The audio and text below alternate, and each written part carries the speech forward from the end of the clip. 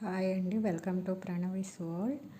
ఈరోజు మనం simple boiled egg curry ఎలా చేయాలో చూద్దాం. ఆనియన్స్ బాయిల్డ్ ఎగ్స్ తీసుకోవాలండి.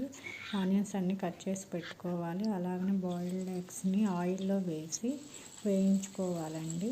వేయించుకున్న తర్వాత అదే కళాయిలో ఆనియన్స్ వేసి బాగా మగ్గనివ్వాలండి. వాటిని బాగా తిప్పుతూ సిమ్లో పెట్టి మగ్గనివ్వాలి. దాంట్లో ఉప్పు వేయాలండి. ఉప్పు వేస్తే ఆనియన్స్ బాగా మగ్గుతాయి.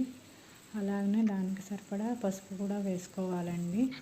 పసుపు ఉప్పు వేసి వాటిని కొంచెం సిమ్లోనే ఉంచి బాగా మగ్గనివ్వాలి. అలా తిప్పుతూ ఉండాలండి. అలా మగ్గిన తర్వాత దానికి సరిపడా కారం కూడా వేయాలండి. కారం వేసి తిప్పాలి. అది మాడకుండా చిన్నగా తిప్పుకుంటూ ఉండాలి. అలాగనే మనం ఆల్రెడీ ఫ్రై చేసి పెట్టుకున్న ఎగ్స్ ఉన్నాయి కదా, అవి వేయాలండి. అవి ఆయిల్లో కొంచెం బాగా వేగనిచ్చిన తర్వాత ఆపివేయాలండి. అంతేనండి, సింపుల్గా అయిపోతుంది బాయిల్డ్ ఎగ్ కర్రీ.